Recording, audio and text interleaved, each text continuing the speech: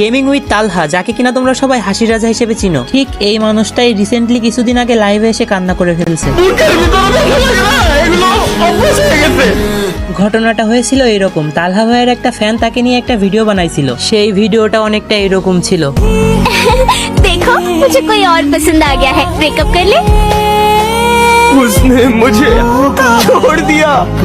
এই ভিডিওটা দেখার পরে কিন্তু তালহা ভাই তার নিজের ইমোশনটাকে আর ধরে রাখতে পারেনি। ঠিক এই জন্যই কিন্তু লাইভ স্ট্রিম চলাকালীন হাজার হাজার অডিয়েন্সের সামনে তালহা ভাই হাউমাউ করে কান্না করে ফেলছিল। তালহা ভাইয়ের এই স্যাড মোমেন্টটা দেখার আগে আমি নিজেও ভাবতাম হয়তো সামান্য কিছু টাকার জন্য তালহা ভাই ফ্রি ফায়ার ছেড়ে পাবজিতে শিফট হয়েছে। এই ভিডিওটা দেখার পর থেকে আমার ধারণাটা পুরোপুরি পাল্টে গেছে। একটা ক্রিয়েটার, আর সে ক্রিয়েটার না, বাংলাদেশের one of the best creator, সে কিন্তু কখনোই লাইভে এসে এভাবে হাউমাউ করে কান্না করবে না, সে কিন্তু নাটক করবে না। আমার তো এটা একদমই মনে হয় না। আর আপনাদের কি মনে হয় অবশ্যই কিন্তু কমেন্ট বক্সে জানিয়ে যাবেন।